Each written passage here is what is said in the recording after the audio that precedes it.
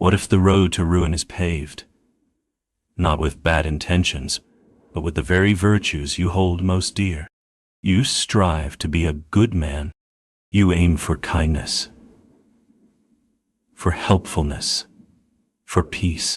Yet you find yourself depleted, disrespected, and your world in a quiet state of chaos. This is because some virtues, when wielded without wisdom and strength, become deadly poisons. They are traps laid for the well-intentioned. The Stoics knew that goodness is not a sentiment. It is a discipline. It demands not just a good heart, but a forged will and a clear mind. Here are 3 deadly mistakes even good men make, and the Stoic commands to avoid them. 1. The arrogance of benevolence. You see suffering, and your immediate instinct is to fix it. A friend is in turmoil, a colleague is struggling, a family member is lost.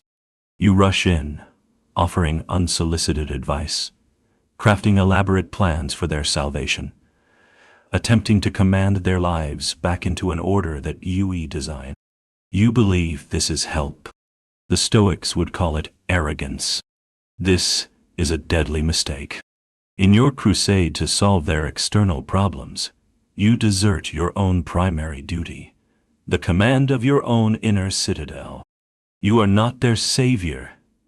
You are a deserter from your own post. Your frantic helping is often an escape, a way to feel powerful and in control by meddling in arenas that are not your own, while your own character, your own duties, lie fallow. A Stoic command: you must choose to be a harbor, not a tugboat. Offer your strength, your quiet presence, your listening ear. But you must ruthlessly refuse to take the helm of another person's ship.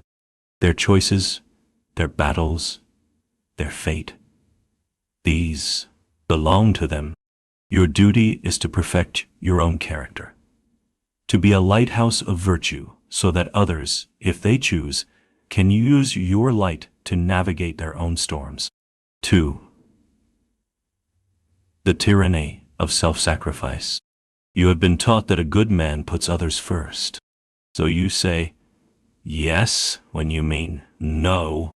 You sacrifice your time, your energy, and your tranquility on the altar of others' needs, wants, and whims.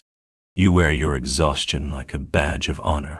This is a fatal deception. You are not a martyr.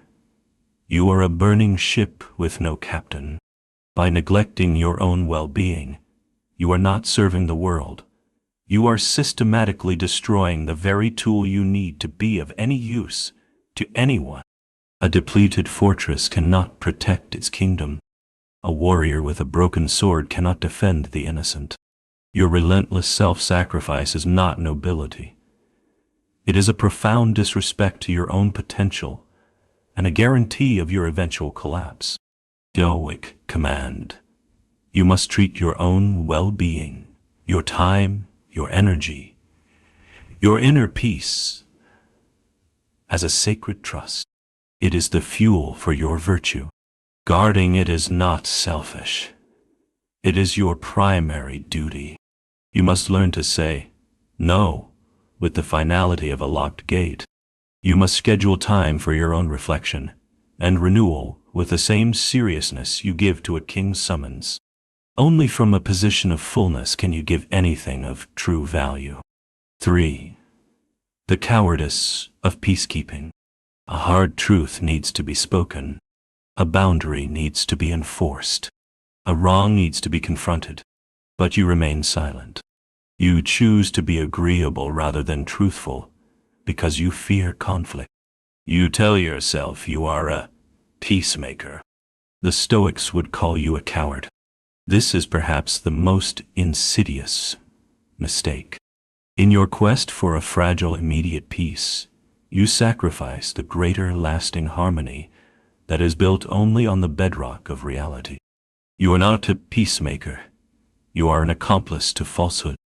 You allow dysfunction to fester, injustice to stand, and disrespect to take root, all because you lack the strength to endure a moment of confrontation.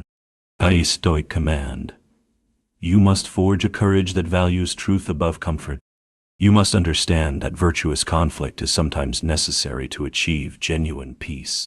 As Marcus Aurelius stated with stark clarity, if it is not right, do not do it. If it is not true, do not say it. You must train yourself to deliver difficult truths with compassion, but without apology. You must be willing to be disliked in the service of what is right. True goodness has a spine of steel. Stop trying to be merely a nice man. The world is full of them, and their well-intentioned weakness creates much of its chaos. Choose instead to be a good man, in the Stoic sense, a man of discipline, strength, and unwavering virtue.